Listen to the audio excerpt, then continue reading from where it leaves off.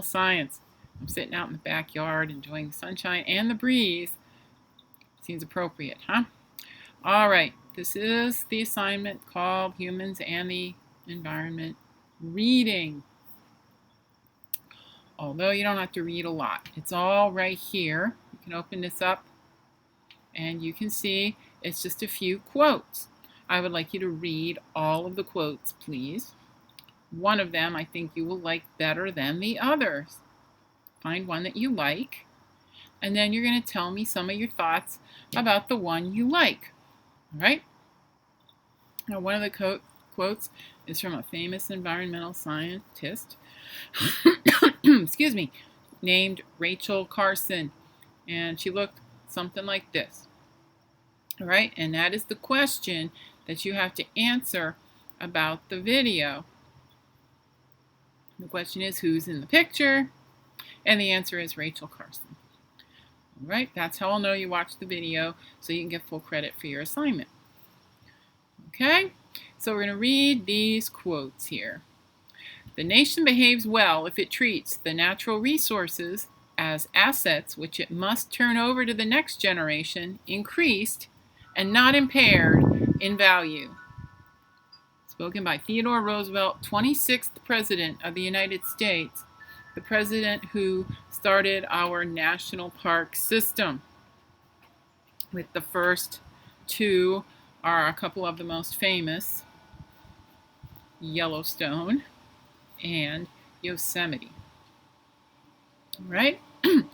Henry David Thoreau lived in a little cabin in the woods near a pond called Walden Pond, and he didn't really like hanging out with people because he didn't like what he was seeing in the Industrial Revolution age when he lived. Okay, so the quote from him is, "Thank God men cannot fly and lay waste the sky as well as the earth." All right. William Ruckelshaus, first head of the United States Environmental Protection Agency, which is a federal agency. It was founded shortly after Earth Day in the 1970s. If you've been working with me the whole time that we've been remote, you know back in April when Earth Day takes place, we talked about that. And he says, nature provides a free lunch, but only if we control our appetites.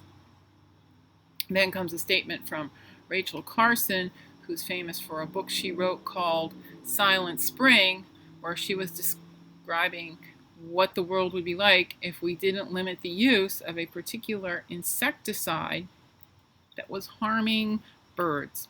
And spring would be silent because there would be no songbirds flying back in the spring from their migration south to warmer places. All right, so no singing birds. You can hear a few birds in the background here if you listen carefully. All right, well, we would have none.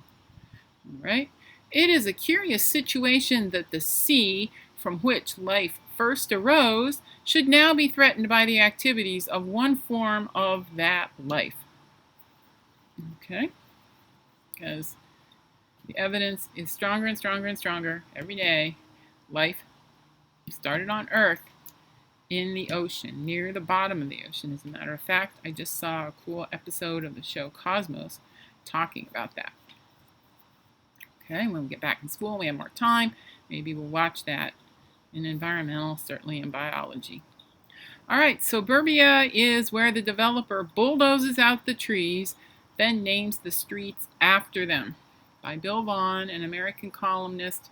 I'm not that familiar with him exactly, but I understand what he means here. Okay, and you may have heard this last one before. We do not inherit the earth from our ancestors. We borrow it from our children. It's quoted here as a Native American proverb. All right, so you pick one. I'm going to go with nature provides a free lunch, but only if we control our appetites. All right, which did not come from whose picture is on the page? Rachel Carson. Okay, so now we're going to go and we're going to look at the worksheet where you're going to do your work. So you're just going to tell me, whose quote have you chosen? I can go look and see what it is. So you just tell me that you've chosen, oh, I'm sorry. I had my fingers in the wrong place on the keyboard. What William Ruckelshaus had to say.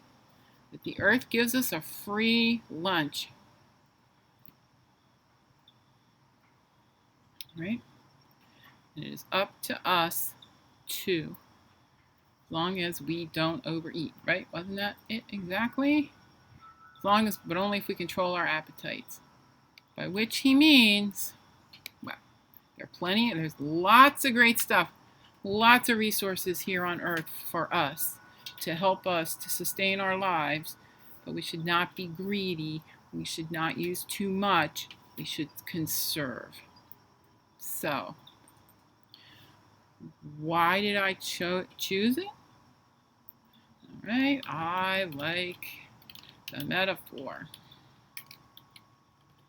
of a free lunch. Who doesn't like a free lunch, right? What you think it means. Here. All right. I think it means that there are lots of resources here, but we should use them wisely. All right? And how I would reply to it would be, all right? I might reply by saying that we should develop some different tastes.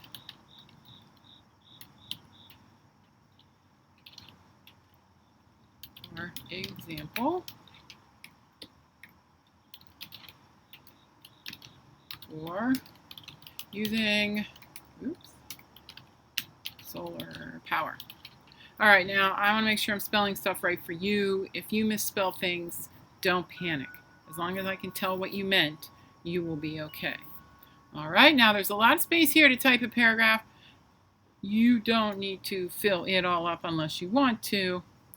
All right, but do put in a little more than I have here. This is just an example to help you get started and start thinking about what you might say. Okay?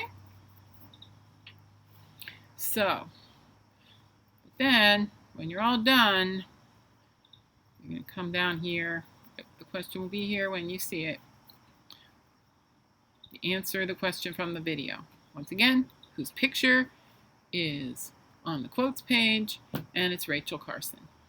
Let me know if you need any help with figuring out what a quote means or getting started on getting the assignment done. All right, I'd be happy to help you out. Looking forward to it, in fact. Okay, thanks for coming by and watching the video. It's as close as we have to being in class together, and someday soon that will be happening. All right, that's it for today. So please go ahead, pick a quote, and tell me what you think. I'm looking forward to reading these. I really am. Thanks a lot. Bye.